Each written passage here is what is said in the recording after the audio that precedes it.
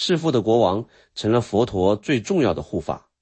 有一个画面，2500年了，我一直觉得它让人难以消化。一个国王被他的儿子关进了地牢，这个儿子是他最疼爱的孩子。他的王后据说把食物藏在首饰里，把蜂蜜涂在身上，偷偷进到牢里，让国王舔食，以维持一口气。儿子发现了，大怒，拔刀要杀母亲，被大臣们拼命劝下，但从此王后再也进不去了。据说儿子又命人割破了国王的脚底，让他无法直立行走，连靠自身力量维系体力的可能都被切断了。最后这个国王就这样在自己国家自己儿子的牢狱里消耗殆尽。这个国王叫频婆娑罗，摩揭陀国最重要的国王之一，也是佛陀最早最重要的王室护法。杀了他的是他自己的儿子阿都氏。而更让人想不通的是，阿都氏后来成了佛教历史上举足轻重的护法。正是在他的支持下，佛陀入灭之后的第一次结集才得以发生，佛法的第一次系统整理才得以完成，弑父者成了传法的关键人物。这期节目我想讲这背后那段历史，佛法走出森林，走进宫廷的故事，一个关于权力、慈悲、悔恨与机构化的故事。Hello， 大家好，我是王立杰。在开始之前，先简单回扣一下上一集，我们讲了佛陀最亲密的侍者阿难和他最大的对立面提婆达多。说到僧团内部两种截然不同的执着，一种是对情感关系的执着，一种是对地位权力的执着。我在结尾留了一个问题，当佛陀的僧团开始和外部的权力打交道，内部这些张力会往哪里去？今天我们就来看王权进来之后发生了什么。先把时间调回去，回到悉达多还不是佛陀的那个时候。悉达多出家之后，在印度各地游历，向各种修行者拜师学艺。他的名声渐渐传开了，有人说他仪表出众，有人说他内在有某种安静的力量，和普通的苦行僧不一样。有一天，他走进了摩揭陀国的首都王舍城，一边托钵一边向前走。有人在远处注意到了他，这个人是摩揭陀国的国王频婆娑罗。史书里说，频婆娑罗在宫殿高处看到这个托钵的年轻僧人，被他的仪态震撼了。不是普通乞讨者的伪钝，而是一种难以言说的庄严。国王派人打听，使者回来说，这个人可能是来自喜马拉雅山脚下释迦族的王族出身，出家不久。频婆娑罗决定亲自去见他。按照巴利文律藏里的记载，国王找到了正在山上独坐的悉达多，两个人说了一段话。国王说，你年轻，仪表不凡，看起来出身不低，我可以给你军队和土地，你来为我效力。悉达多谢绝了。国王问，那你在追求什么？悉达多说，我在寻找解脱生死的答案。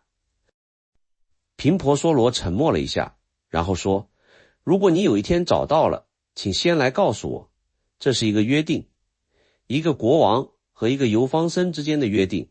6年后，悉达多在菩提树下觉悟，成了佛陀。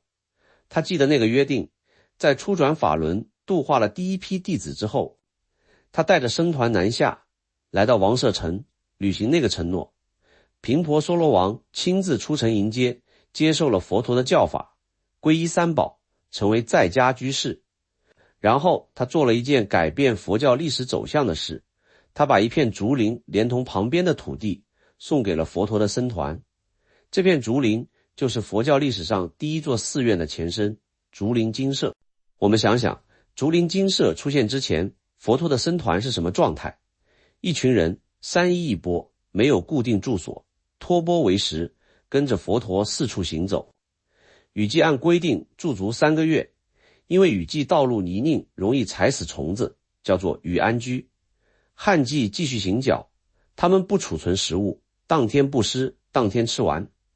他们不拥有建筑，哪里有缘分就在哪里停，没了就换地方。这是极简的状态，彻底流动的状态。这种流动状态和佛陀讲的无常、无我完全是一致的。你连固定住址都没有，想执着于什么？但竹林精舍出现之后，一切开始悄悄变化。现在他们有了固定居住的地方，可以储存少量物资，可以接待在家居士，可以更系统地安排修行和教学。国王提供保护，他的名声让当地官员不敢随便驱逐这群僧侣，施主们有了固定的地方来做布施。物质上，这是一个巨大的跃升；本质上，这是一次不可逆的质变。佛陀的僧团从这一刻开始，从一个游方运动变成了一个有固定根据地的机构。机构一旦产生，就有了自己的生命逻辑。你必须维护这个地方，必须和赞助者保持良好关系，必须考虑这座建筑和这片土地的将来，必须思考如果国王换了人，下一任国王不信佛该怎么办。这些不是坏事，这是任何机构都必须面对的现实。但它带来了一种之前完全不存在的张力，修行的目标和机构的生存遵循的是完全不同的逻辑。修行的目标是放下一切，机构的生存需要抓住一些东西。这个矛盾在频婆娑罗王活着的时候被他的慷慨和虔诚暂时掩盖了。国王定期来访，带着布施，带着问题，认真在学。他和佛陀的关系超越了普通赞助者与被赞助者之间的距离，更像一位真诚的学人与老师之间的连接。但是权力有自己的轨道，这里必须提一个人，上一集讲过的提婆达多。提婆达多是佛陀的堂兄弟，出家后修行，据说定力不浅，但他最大的心结是地位。他多次请求佛陀把僧团领导权交给他，都被拒绝。于是他走向了另一条路，去找了一个政治盟友，频婆娑罗王的太子阿都氏。提婆达多对阿都氏说的大意是，你父亲正值壮年，你还要等多少年才能成为国王？而我被老迈的佛陀拒绝了我应得的位置。我们可以合作，你除掉你父亲，我取代佛陀，你做新国王，我做新教主。这是权力逻辑最赤裸的表达，没有遮掩，没有修饰。阿都氏被说动了，他去行刺父亲，被发现了。频婆娑罗王没有处死他，而是选择让位，把王位交给他。但事情没有就此结束。不久之后，阿都氏把父亲投入了监狱，也就是我们开头讲的那个牢狱里的慢慢消耗。与此同时，提婆达多那边也在行动，他雇了杀手去刺杀佛陀，但那些杀手见到佛陀之后，反而被他的气场折服，一个也没有动手。提婆达多只好亲自出马，在佛陀经过的山道上推落一块大石头，结果只伤到了佛陀的脚趾。他又放出一头叫做护财的大象，打算用大象踩死佛陀。大象走近了，竟然也停了下来，没有伤害佛陀。整个计划彻底失败，提婆达多最终众叛亲离，在历史上留下了一个最失败的造反者的名字。而频婆娑罗王就在这段时间里，在自己儿子的牢狱中消耗掉了生命的最后时光。阿都氏成了摩揭陀国新的国王，但他心里有一根刺。按照佛教的分类，弑父是忤逆罪之一。忤逆是什么？弑父、弑母、杀阿罗汉、出佛身血、破和合身。做了这5件事的任何一件，按照传统说法，将来必入最深的地狱，而且没有解脱的可能。这不只是一个宗教概念，这是那个时代整个精神生态里对弑父者的最重审判。阿都氏四处求问，他找过耆那教的领袖，找过婆罗门的学者，问他们弑父这件事有没有解脱的可能。他们给出各种答案，有的说没关系，有的说要做很多功德来弥补，但没有一个答案让他真正安下心来。最后，他的御医奇婆劝他去见佛陀。奇婆说，佛陀才是真正能回答你这个问题的人。阿都氏犹豫，他知道自己和提婆达多的联盟曾经是针对佛陀的，自己的父亲是佛陀最重要的护法，而他杀了自己的父亲，他有什么资格去见佛陀？佛陀会不会见到他就把他轰出去？但他还是去了。这次见面被记录在巴利文大藏经里一部重要的经典里，叫做沙门果经，是长部的第2经。这部经记录的是一个国王和一位觉者之间的深夜对话。他们来到佛陀所在的地方，发现周围一片寂静。阿都士感到奇怪，偌大的僧团怎么会没有声音？他有点担心，这会不会是什么陷阱？奇婆指向远处的灯光，说那就是佛陀在说法的地方，没有陷阱。他们走近，国王行了礼，坐下来，然后问了一个精心设计的问题。他说，那些婆罗门、苦行师、哲学家，我问他们出家修行在今世有什么实际的好处，他们的答案都让我不满意。佛陀，你怎么看？注意这个问题的包装方式，他没有直接说，我失了父亲，我该怎么办？帮帮我。他问的是修行在今世有什么用？这是一个看起来抽象的哲学问题，但背后藏着他真实的困境。我现在就活在极大的痛苦里，修行能给此刻的我什么？佛陀回答了他的问题。他从最基础的地方讲起，一个人出家修行，从遵守基本的戒律开始，心开始安定，妄念开始减少，从戒身定，从定身慧开始看清楚事物的本来面目，慈悲心随之展开，对众生的苦不再只是别人的事，而是自己感同身受的事。他一层层地往深处走，讲得非常具体，非常踏实。然后佛陀停住了，他转向阿都士，说了一句关键的话。按照经文，大意是这样的，如果这位王没有犯下那件事，他在今天这场对话里本来可以直接证得出果。这一句话是一记精准的手术刀。佛陀没有说你弑父，你不配学佛，他没有关上门，他说的是你本来可以走得更远，那件事成了你当下的障碍。但他连这个障碍都是以事实的方式陈述，不是审判，不是讲道。阿都士当场痛哭失声，承认了弑父的罪，向佛陀忏悔，请佛陀接受他的忏悔。佛陀接受了。我想在这里停一停，说一点个人的体会。这个场面在整个早期佛教的历史叙述里，是我个人觉得震动力最大的时刻之一。不是因为它的戏剧张力，而是因为它揭示了一件事，佛陀对人的接纳不是以道德表现为前提的。他没有在门口先设一道考试，说你以前做过什么，合格了才能进来学佛。他把法的门开得非常宽，宽到可以接纳一个弑父者。这当然不等于说弑父没有业力后果。在佛教的因果观里，行为产生的业力是真实的，会在某个时刻以某种方式显现。但接纳这个人和业力继续运转是两回事，不互相矛盾。佛陀接纳的是此刻站在他面前真诚在问问题的那个人，而不是他过去行为的总和。这一点和很多人的直觉是相反的。我们的直觉是做了坏事的人不值得被接纳，或者至少得先赎罪，然后才有资格谈修行。但佛陀的逻辑似乎是此刻的求道之心本身就是可以直接回应的。他没有先审判那段已经发生的过去，而是先回应那颗此刻在求道的心。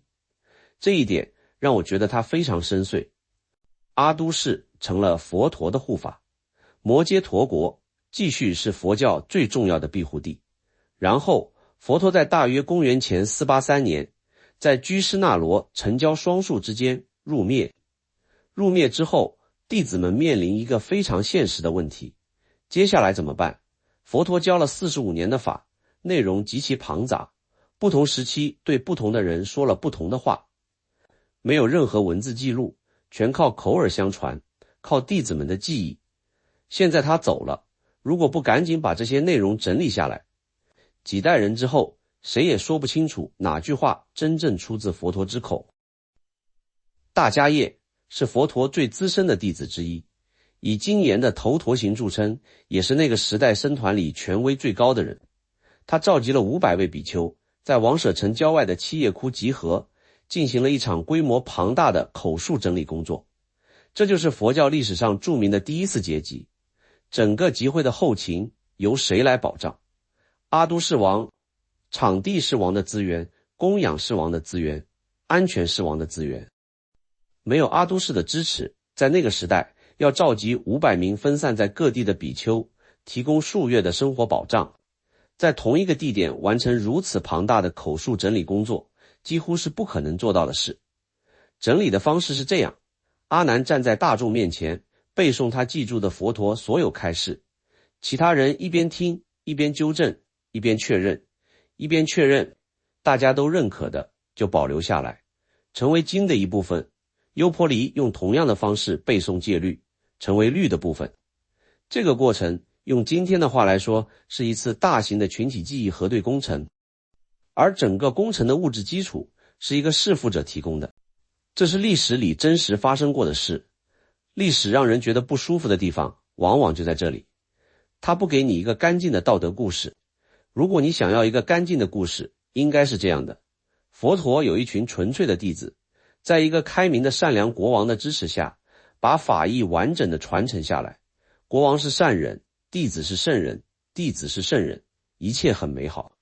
但实际的历史是，那个拍板支持第一次结集的国王是一个弑父者，而且他成为护法的直接原因，还和一个曾经试图刺杀佛陀的人的阴谋有着间接的关联。从竹林精舍到七叶窟，佛教在这段时间里完成了一次关键的转型，从游方运动变成了有建制的机构。这件事的代价是什么？代价是你的存在开始依赖权力的允许。国王可以给你竹林精舍，也可以收回去。国王可以支持第一次结集，也可以不支持，甚至可以在结集的结果里施加影响。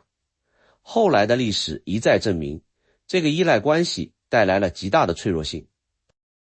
公元9世纪，中国唐武宗发动会昌法难，一道诏书拆毁4万多座寺庙，全国绝大多数僧侣被强制还俗。